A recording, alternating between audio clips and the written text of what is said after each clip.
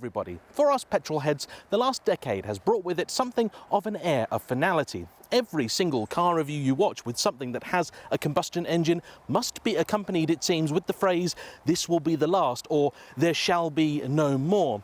And you do get the real sense that we are witnessing the end of an era, a great time that is finally coming to a close, much like the last 2 hours of The Lord of the Rings: Return of the King. And such was the case with the Ferrari F8 Tributo, which even in its name set out to remind us that the magnificent Ferrari V8 as a solo act was to be no more. Of course, Ferrari, being the weird and lovable oddballs that they are, they will still sell you a car with purely V8 power, but it'll have to be a Roma or Roma Spider. If for you a Ferrari must be a mid-engine supercar, then the age of 8 is over. Yes, we got the SF90, but that was a car with hybrid assistance, a high price tag, and a car that faded into obscurity worryingly quickly. We've now got the XX, and to be honest with you all, I really don't understand that. But as a series production mid-engine car, the 8-cylinder is effectively done. Instead, what we've got in its place is this, the 296. And it certainly can't be an easy job, because these cars are for many the face of the firm, and the 296 joins a lineage which includes such greats as the 458, the 355, and which dates back all the way to the 308, and arguably began with the original Dino, Ferrari's last V6 car, the 206 and 246. Though history buffs will be keen to remind you that back in the day, Enzo deemed it unworthy of the prancing horse badge on account of the number of cylinders it possessed. And yet, here we are. Despite the fact it is pretty obvious to everybody this is the replacement for the F8 Tributo, Ferrari are very keen on insisting that it is not. It is in fact, according to them, the beginning of a whole new model line. And because of their insistence on sticking to that, and when the car was announced, their marketing materials all surrounding this strapline of it being fun to drive, I began to develop a theory. I figured for just a moment, maybe they were going to do something particularly bold, and they were going to introduce a new car that was actually slower, or perhaps in some measurable way lesser than the car that came before. With it having 6 cylinders, I thought maybe they were even going to revive the Dino branding, and that this was going to be a new, slightly lower priced car now that they'd introduced the SF90 with its hybrid V8 and 1000 horsepower. How wrong I was. This today, ladies and gentlemen, is my review of the £250,000, 205 mile an hour, 830 horsepower 296. Ferrari say it is fun to drive. I suppose we should find out.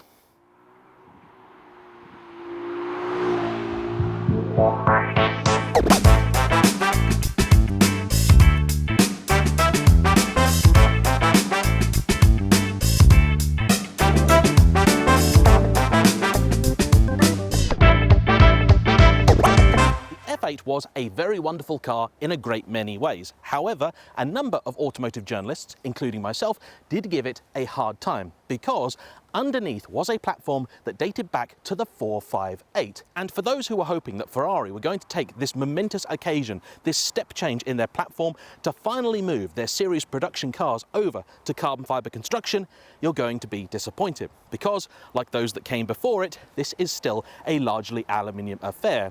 And while it's certainly heavier than the McLaren Artura, it's also considerably more powerful. But weirdly, it's actually lighter than the carbon fibre Maserati MC20, a car that has nothing in the way of hybrid assistance. Not quite sure how Maserati managed that one, to be honest with you. But before we talk tech, let's take a moment to just look at it. Yes, I know, it's got this leery colour scheme which, along with the EHF number plate, are a tribute to the Maranello concessionaire's racing outfit from the 1960s. But ignore that, because if you've got deep enough pockets, you can have this car in whatever colour you like, with or without stripe, and I think it's stunning. Yes, sure, there are some odd angles. I'm not a big fan of the little bridge at the back, which is a throwback to the old 308 and 328. I think the rear end is a little bit of a mess, but the front is spectacular and the side profile is sensational. I'm going to say it, and Ferrari will hate me for it, but as soon as I saw this car, I thought Ford GT40. Ferrari will hate me because what I should have thought, I think, is Ferrari 250 LM. In any case, it's pure 1960s GT prototype racer. It's got curves, it's stunning, and you are not going to mistake this for an F8, which I cannot say for the Artura and its predecessor, the 570, which bear far more than they should do in terms of familiarity. This, I think, is a gorgeous car, and I applaud Ferrari for in many ways just hitting the reset button on their design. The 488 and F8 were becoming ever more aero obsessed, and sure, this has got plenty of that, but it feels like they took a step back and were happy to create something that was at first a beautiful car and functional second. I can also tell you that I have not driven any other car, full stop, that gets as much attention as this. And all of it positive. People love this car. Especially that one kid that walked past it going, "Spider-Rari, Spider-Rari." It was going to happen, wasn't it? The interior is familiar Ferrari, and it continues the new design language that was introduced with the SF90. So you have a nice big digital display here with a few functions that are kind of useful, and it overall seems to work a lot better than the one I had in the Roma. It still, unfortunately, also retains the utterly daft capacitive controls for the wing mirror, the aircon, and various other functions too. I just don't like that, nor do I like the capacitive engine start-stop button, which for me really should be a proper physical button. That is a key piece of Ferrari theatre. I do, however, really like these carbon seats, which feel like a new design and are trimmed in this rather wild blue leather. I'm not a big fan of the little tricolore here for the gear selector, nor am I really actually a big fan of the gear selector itself. In concept, it works quite nicely, but in practice, it just feels quite cheap. As does this harness, which is easily one of the most frustrating I've ever used. It clicks together nicely enough when you're just sat next to it, but when you're trying to get in the car, never wants to. Very fiddly, and it's embarrassing me now by working every single time. I appreciate the extensive carbon fibre in this car, which has been spec'd in a very, very racy way, and I also like the fact that we also have a cup holder and even a wireless charging pad, a rare freebie in a modern day Ferrari.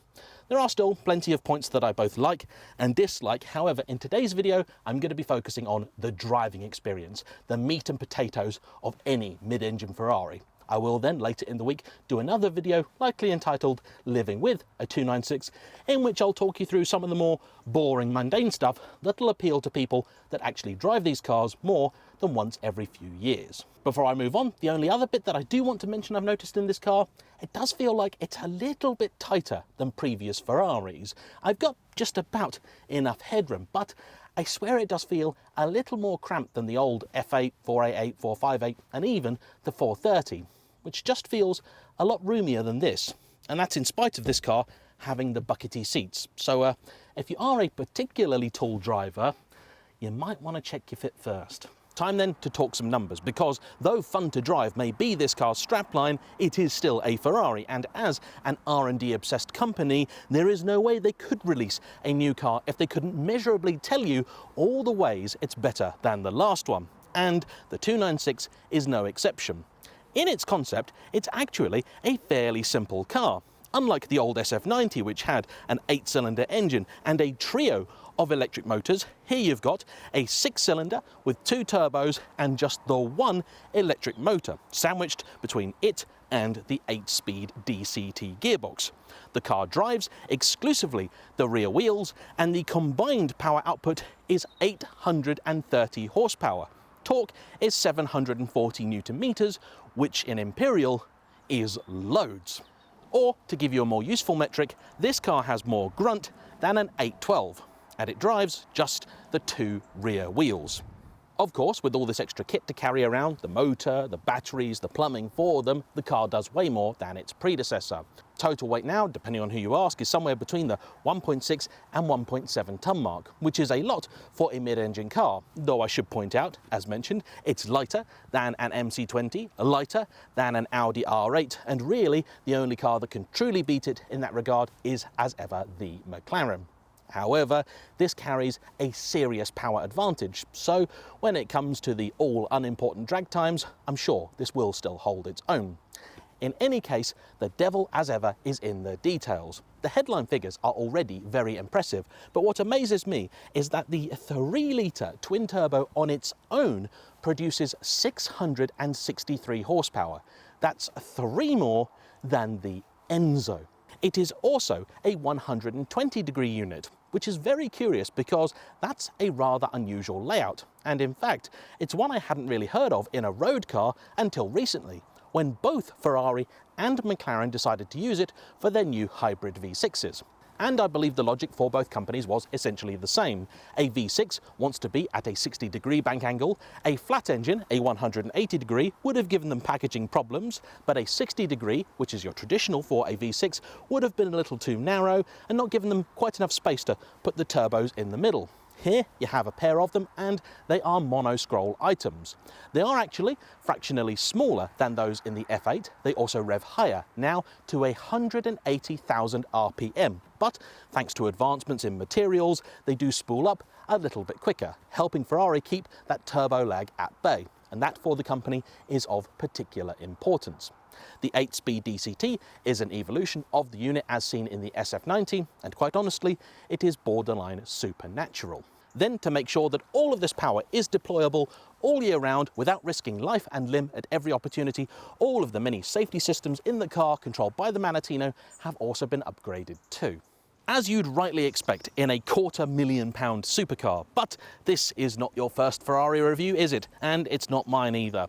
You know, that £250,000, that's basically meaningless, because that's before you've paid a visit to the options list. And this being a Ferrari press car, it's had quite the shopping trip. In fact, the total price of this car is now £360,000. How did we get there? Well, the usual smattering of carbon fibre, just about anywhere you can see it, and a few places that you normally can't, including under the bonnet, where it does look, I've got to say, quite gorgeous. You also have the surround cameras that really should be standard, and they're £3,500, one of many accessories that really should have been included. The car, though, as you can tell, has been specified in a very curious way with this gorgeous blue stripe, yours for just £14,500, but that's only if you've specified one of the more interesting options available for the 296. That is the Assetto Fiorano pack.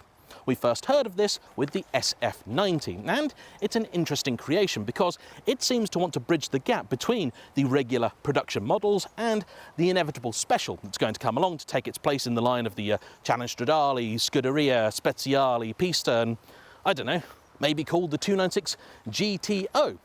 In any case, it features fixed but adjustable multi-matic dampers, which are very trick. It also has extra aero, including a whole 10 kilos more of downforce at the front in an unspecified amount, potentially at the back. The literature says nothing of anything. You also have a weight saving of up to 15 kilos if you specify the optional Lexan lightweight glass, and this is all yours for just £27,500. Which is a lot of money for a weight saving you're not going to realise. Now, I must confess that when I first heard about the Fiorano pack, I was very concerned because I thought this was likely to become one of those must-have options. A bit like the Weissach pack on the GT3 and GT4 RS Porsches, it was going to be one of those things that if you wanted to be able to resell your car, you were going to need to have. And one of the things that I've always loved about Ferraris is just how supple and usable they are. This car, with its stiffer suspension setup that is not even available with lift, I feared was going to make the car ever more unusable. And if it were any company other than Ferrari, I'd have serious concerns. But they do have a track record of somehow being able to pull it out of the bag and making cars that on paper really shouldn't work on British roads just as fun to drive as they claim that they are.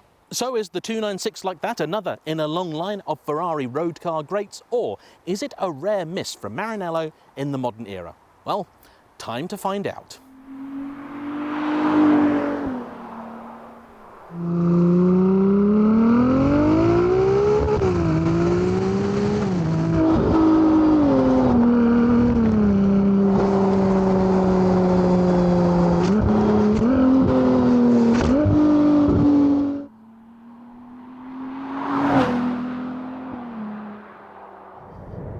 It is a very strange sensation, this, setting off in a Ferrari, prancing horse staring back at you, yet from the rear, relative silence.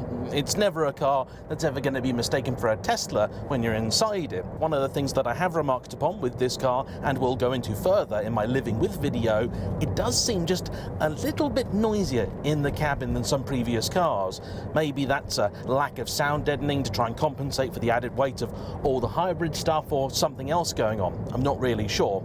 Regardless, if the mood so takes you, this is actually a relatively pleasant car to drive in full electric mode, which it is able to sustain with a full battery for up to 16 miles at speeds of up to 135 kph, which is about 80 miles an hour, so more than adequate for your regular daily duty, nipping into the shops or through a zone where you're not allowed to have a combustion engine running. Though, as good as that theory is, I'm not sure I actually know of any zone around the world where you are just allowed to drive in with the combustion engine in the back, promising that you won't have it turning. Regardless, it is nice, and I'm sure my neighbours do appreciate that late at night and early in the mornings when I fancy a drive, I've decided to just set off in calm and serenity. As is the case with most of these things, you do have a few settings down here to dictate exactly how the car will deploy its electric and combustion power. Ferrari call it the E-Manettino, but I don't know why, because the whole point of the Manettino is it's this nice little physical turnable switch down here. But the E-Manettino is just 4 capacitive buttons. I'm currently in the bottom setting, which is E-Drive, in other words, pure electric. Then above that, click, and you'll get hybrid, which operates as you might imagine. So I'm in that now, and the engine still isn't on. Above that, you've got performance. Click that, and then she'll burst into life. Then, finally, you've got qualifying mode. The key difference between the last two is how they treat the battery. In performance mode, the car will always attempt to keep it relatively topped up so that you've still got an amount of electric range when you get to your destination, should you need it. Qualifying, though, says sod it. That's full attack. We ride for Rohan and a red dawn with a blue stripe up the middle. That's the mode where it will sacrifice anything and everything in the interest of performance. Ferrari recommend that for road usage, you stick with the performance mode. And I happen to think they're probably right on that one. Let's be honest here, it's a £360,000 car. I don't think fuel bills are going to be your biggest concern. If anything, a greater annoyance will be the car's potential range. It says it'll do about 260 miles. That is after I filled it up about 5 miles ago. This, I think, is on account of the fact that even though it's a downsized V6 compared to the old V8, it's still a Ferrari, it still drinks, and the fuel tank is very small for this kind of car. 65 litres, which might sound good if you're used to a 1 Series or a Civic. But to give you some context, the 430s is 95 litres, so about 50% bigger. For the occasional odd quick blast here and there of a weekend for an hour or two, I don't think it's really going to be an annoyance. But if you are the sort of person that wants to take the car on a longer journey, I think it could become a bit of an issue, as would the Assetto Fiorano pack. Let's discuss that, shall we? I was worried, as I mentioned, that Ferrari would have ruined this car with it. And truth be told, I don't think they've done that, but it's not an option I could see myself going for. In terms of overall stiffness, I would say it's now on par with the new 992 GT3. And people who've watched my review of that will know I think that's a car that is just too firmly set up for the road. It is very, very rarely crashy. Most of the time, it does feel like the suspension is doing its job, and when you pile on the speed, it's rather wonderful. We'll get to that in a little bit. But it's firm. As it's a passive setup, you don't have bumpy road mode to make it go away either, but the biggest deal breaker for many is the fact that you cannot have lift when you spec this package.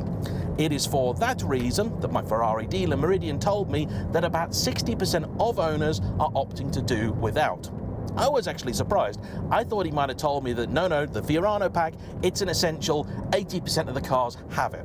But happily, that's not the case, and happily that should mean that if you want to buy one of these without it, that's not going to be an issue further down the line.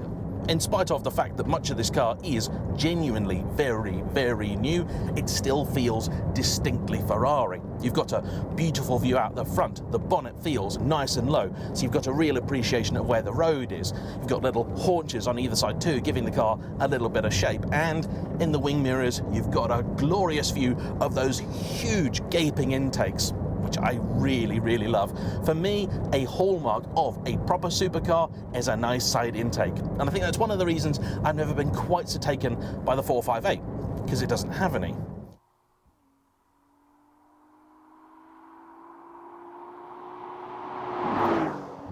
At low speeds, I would say the gearbox actually feels a little bit slower than in some other applications. In the 812, for example, even when you're really not on it, the box is pretty quick, and this will occasionally do a really, really slick shift like it did just there, but every now and again, like that, it'll also take its time. It's very, very inconsistent.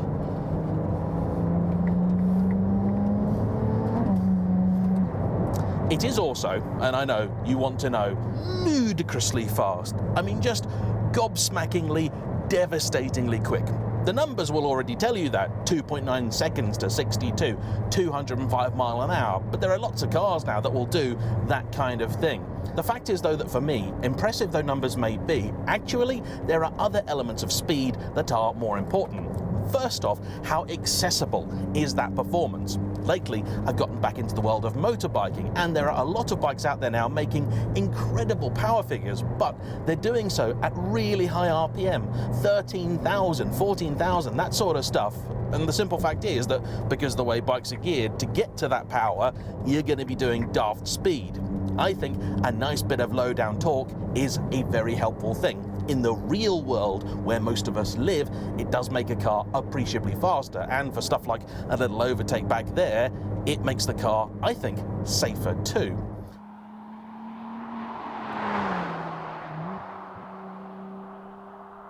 But accessibility also means how much you trust a car to deploy the power that you know it has. We live in a world now where power figures like 1,000 horses don't carry the shock factor that they did even just a decade ago. Wind the clock back maybe even another decade, and you'd find that cars with 500 horsepower were deemed often undrivable, unruly beasts. We've all heard stories of people who were driving their Lamborghini Diablo or their TVR along one day being perfectly sensible, and then suddenly they woke up dead. Those are cars that had in some cases less than half the power of this. And, to make a more practical point, you could get yourself in serious trouble with the car that has half the power of this. My Lotus Evora, the car that kick-started this channel, had less than half the power of this, and that was something that could get you in prison in less than 10 seconds. A 308 could get you into serious trouble.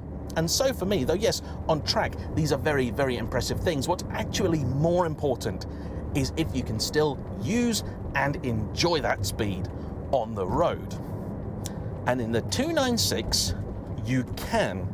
It is Ferrari's party piece. As you probably know, I'm lucky enough to own 3 of the things, the 550, 430 and the F12. Yet of all of them, if I were to give one to a beginner, to a novice, to someone sensible but inexperienced, it's actually the F12 I trust them with the most. When I'm driving in the rain, it's the F12 that I most want to be in. And that's the one that on paper should be the most ludicrous of them all. A 6.3 litre V12 making 730 horsepower, driving the rear wheels. It just shouldn't make sense. Surely the 550 as the technically slowest of them all should be the safest, but actually no, it is the most wild of the whole bunch. The reason for this is electronics. One of this car's ancestors, the F355, didn't even have traction control at all. But today, even the most basic of shopping carts will. Yes, partly that's on account of legislation. But in the case of Ferrari, they have managed to engineer them in such a way that it'll keep you safe, but still let you have a lot of fun and not feel like it's ruining the party. Gone are the days where the ABS, the traction control and everything else just cut in and go, "No, thou shalt not pass." Instead, it's a really smooth, beautiful experience. And that's why I often recommend starting these cars in sport mode, because race will allow you a little bit more fun, a little bit more play, and it trusts you a little bit more. But when it does intervene, it can be a little bit sharper, a little bit harder. So just to prove a point, I'm going to now demonstrate to you what sport mode is like.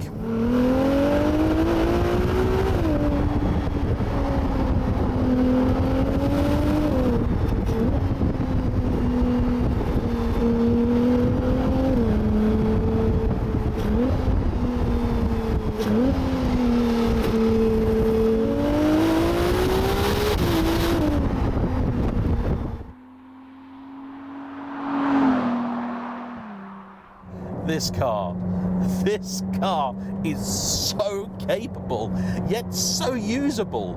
As is often the case with Ferraris, the first day I spent with it, I thought, you know, look, it's really, really quick, but maybe it's not that quick. What I think is actually happening is that it's just bleeding in the power a little slower than some other models. That engine is no doubt working really, really hard. You got to remember, it's got 3/4 of the displacement of the 488 and makes the same power. The hybrid then of course does give it a little bit of help, but it's still only contributing 160 odd of the total 830 horses.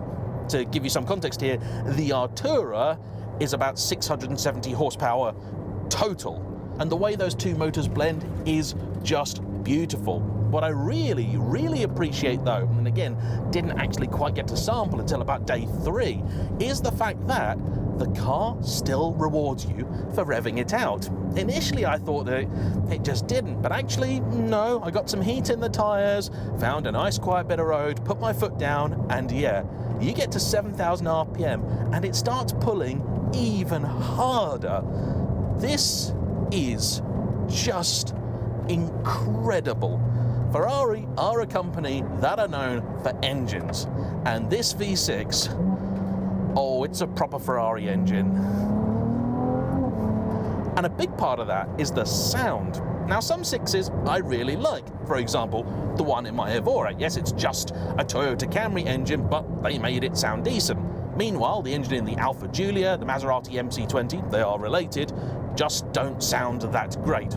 Very functional, very workmanlike. I'm sure you've all read the reviews where people have called this the Piccolo V12, the little V12, and it wasn't until I sat in it I went, yeah, actually, I kind of get it. It's not quite a V12, you're never going to mistake it for one, but it's fun. It's a great sounding car, and that's so important. It's a huge part for me of the supercar experience.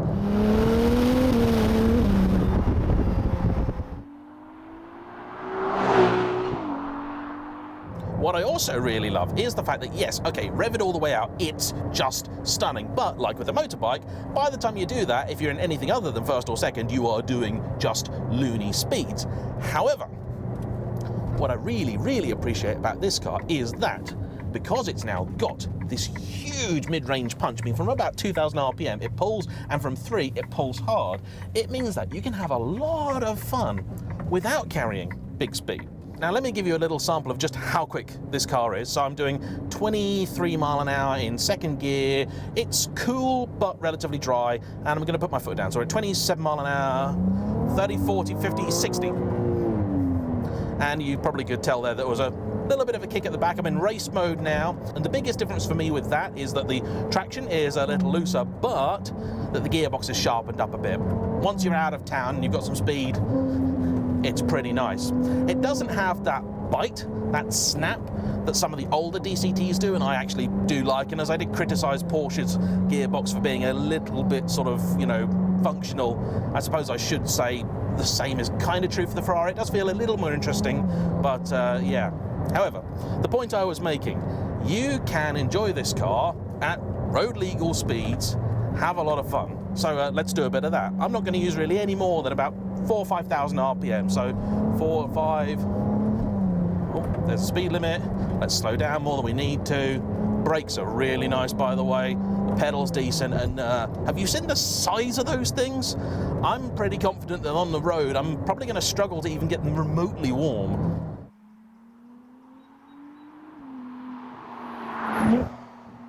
this car also makes the business of going quick very, very easy. If anything, I would say that it's so easy, it does in some small way interfere with the idea of this car as fun to drive.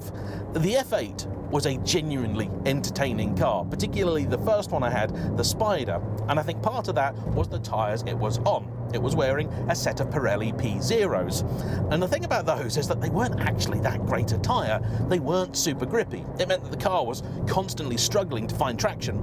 But because of that, it also meant that you were constantly sampling just how good the car's electronics were. There were plenty of bends where you could go into it and put down what you knew was just a bit too much power, but the back end would just bleed out in a really smooth, progressive way, and you'd come out with a big smile on your face. When I then drove the coupe, which had Cup 2s on, it was noticeably quicker. I mean, a lot faster. It had no issues putting the power down, but when it came to having fun, it just wasn't as good. It was as simple as that. This actually, I think, strikes a nice balance, partly, I'm sure, on account of the fact it's wearing Michelin Pilot Sport 4S. I was surprised. I thought maybe it'd wear the new S5s, but no, it's not. Visibility, I should give a mention, because ahead it's fine. Rearwards it's a bit of a letterbox, but you can still see. However, the three-quarters, it's not good. Probably the worst of all the mid-engine Ferraris that I've driven. It is probably no worse really than a Lotus Evora, an Emira, or many a Lamborghini. In fact, it's probably a little bit better than those. Incidentally, these are supposed to be Lexan, but I'm not sure that they are. They feel quite cold, so maybe they've been replaced at some point. I don't know. It's on the options list.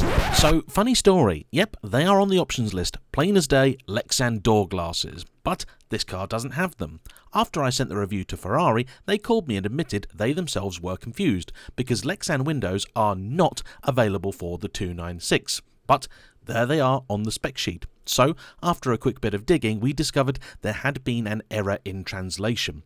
The available Lexan window is in fact the rear hatch cover over the engine, not the door glass. Somehow, the car has been out for 18 months, and I'm apparently the first person to actually notice this. So, there we go. As ever, valuable consumer advice here at JM on Cars. Once you have got up to road legal speeds or a little bit beyond, the suspension does seem to make a little bit more sense. However, every now and again, and it's rare, but it does happen, you will get a reminder that this is quite a low car with quite a racy setup.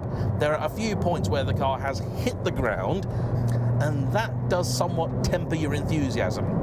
You know, I almost forgot to talk about the steering. And how could I do that? Because that's, to me, one of the key things that makes this feel like a Ferrari. Yes, it's fast. It does, though, also have a little bit of feel, feedback and texture in it. But I've seen many reports that say it is inferior to that in the Artura. I have not driven the Artura, so I could not say that for certain. But I can tell you that the steering in every single other McLaren that I have driven is better.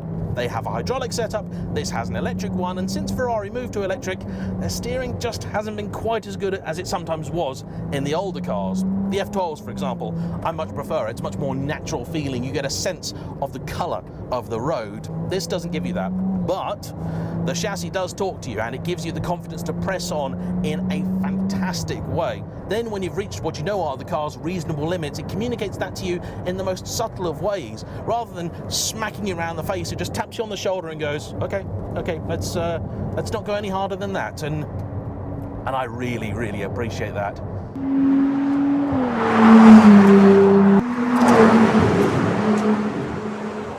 I never thought I'd say this, but actually, the 6 we've got here, I would rather listen to that than the 8 we got in the Tributo. The 488 is a much more tuneful thing, and clearly with the F8 Ferrari couldn't quite get the noise out of it that they wanted. But here, bellissimo. Another thing that I have noticed with this car is that it appears to have a heads-up display. It seems like a very basic one. All I've had out of it thus far is speed, and that really is all that I need. Weirdly, I can't see it on either the options or the standard kit list, and I don't remember any other Ferrari before this having one, certainly not a mid-engined item, so that's new, I think, and much appreciated. With the amount of speed that this car can carry, it's good to have a reminder of it.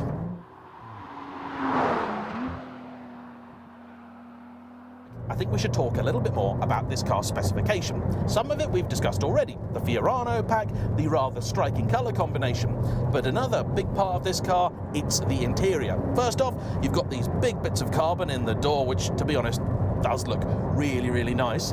Then you've got these Alcantara carpets, which I just don't like. Ferrari have been speccing these in their press cars a lot of late, and they claim that they wear better than regular carpets. Not so convinced by that, nor do I really like the feel or the look. They get mucky very, very quickly, and I'll be honest, I think they just look a bit cheap.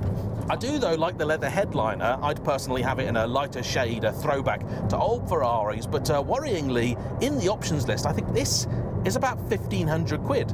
Colour on request for leather headliner. What colour? It's black. Anyway, the big bit in here, of course, is the carbon seats. These, I think, are a different design to those used previously. I've already moaned a little bit about the harnesses. I have found what the knack is, by the way. You've got to pull the top parts of them together, not push the bit that you think you should. That's just bad design to me, and they are frustrating. I've had a couple of moments where everyone's been looking at me going, "Oh mate, yeah, rivet, rivet," and I'm just sat there going, "Just get the seatbelt on, come on," and you're just like, "Oh no, I'm dying inside."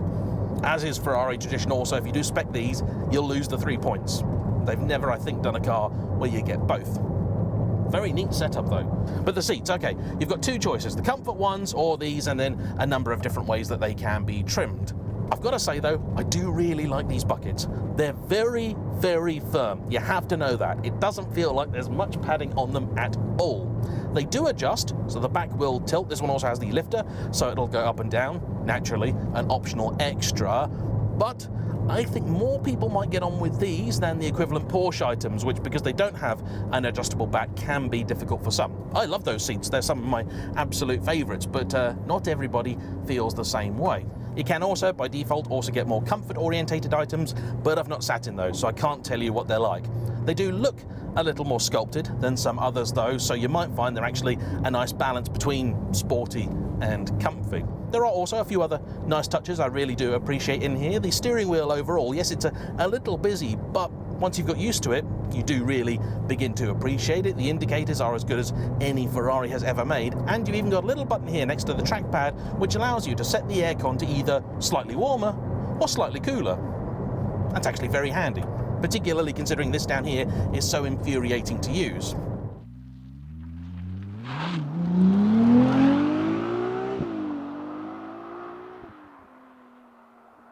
Of course, it's not a perfect car. In this particular setup, you wouldn't even dream of taking it near a multi-storey car park, and for me, that would really limit the usage. The range, likewise, not a deal breaker, but just an annoyance, particularly when many previous Ferraris have actually done quite well by giving you a decent fuel tank to compensate for the shocking economy.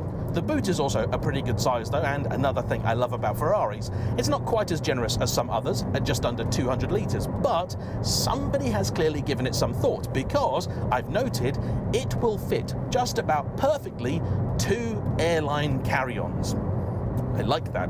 You've still also got your tyre inflation kit and a very, very basic toolkit, which are just nice little touches I appreciate the Ferrari have left in.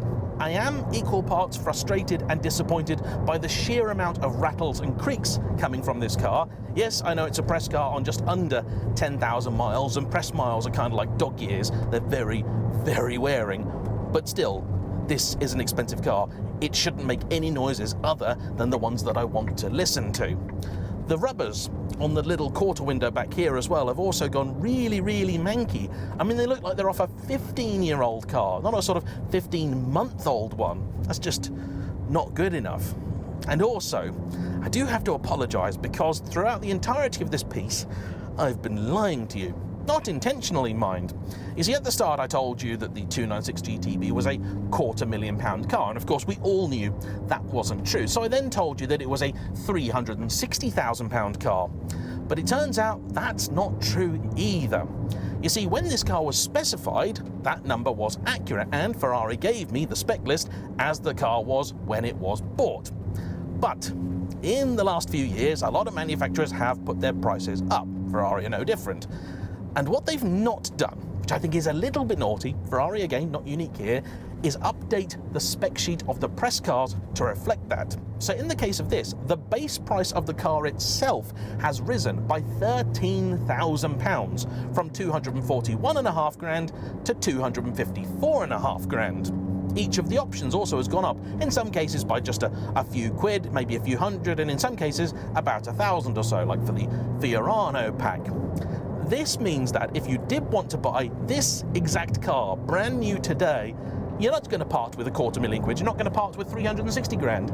You'd need to instead spend the best part of £380,000. And that's a huge sum of money, an absolutely vast sum. Of course, there is absolutely no way whatsoever I can make any logical defense for the car. Instead, I think it's my job to tell you whether it's good or bad, and then you can decide whether it's actually worth it. But the fact is, even with a relatively modest spec, this is going to be a 300 grand vehicle. Would I sell the F12 and the 430 to have one? No, because in many ways, each of those give me a little bit of something that this doesn't quite on its own. However, if I were to get home and find out that I had one more than £2.90 on the Euro Millions, would I be popping down to Meridian to spec one? You bet. And that, I think, is just about the best thing I can say about the car. It's not perfect, no Ferrari is, but as new dawns go, it's a pretty bright one. So, a big thanks to them as ever for lending me the car, and to you for watching. Don't forget, there's going to be a part 2 on this where I'll talk about a little bit more of the mundane stuff, and no doubt a few things I've forgotten to mention today. In any case, don't forget to hit the like button, comment down below, and subscribe if you haven't already. I'll see you for the next one. Bye-bye.